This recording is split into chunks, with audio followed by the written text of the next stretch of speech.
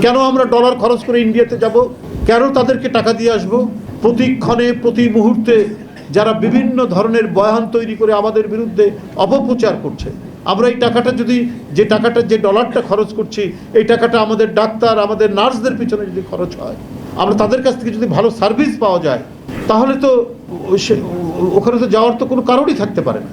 এবং এই ভালো সার্ভিসটা নির্ভর করবে তারা কতটুকু ভালো আছে, চিকিৎসক এবং নার্সরা কতটুকু ভালো আছে, তারা কতটুকু মানে লাইফ সাপোর্ট, তারা কতটুকু সাপোর্ট, লজিস্টিক সাপোর্ট পাচ্ছেন রাষ্ট্রের কাছ থেকে, সেটা নিশ্চিত করা।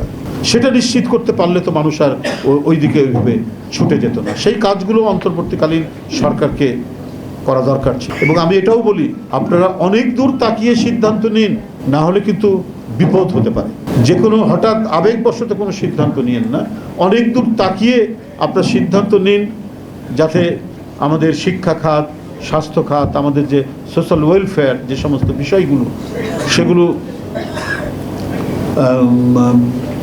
এখন থেকে এমন কিছু আপনারা উদ্যোগ গ্রহণ করতেন যেটা একটা দৃষ্টান্ত হয়ে থাকতো। আপনার সংস্কারের কথা বলছেন, আপনার কিছু সংস্কার আপনার ক্ষমতায় থাকতেই দেখেন না কেন? যে প্রতিটি হেলথ কমপ্লেক্সের কাছে কমপক্ষে 2/3 নার্সের আবাসন ব্যবস্থা হবে।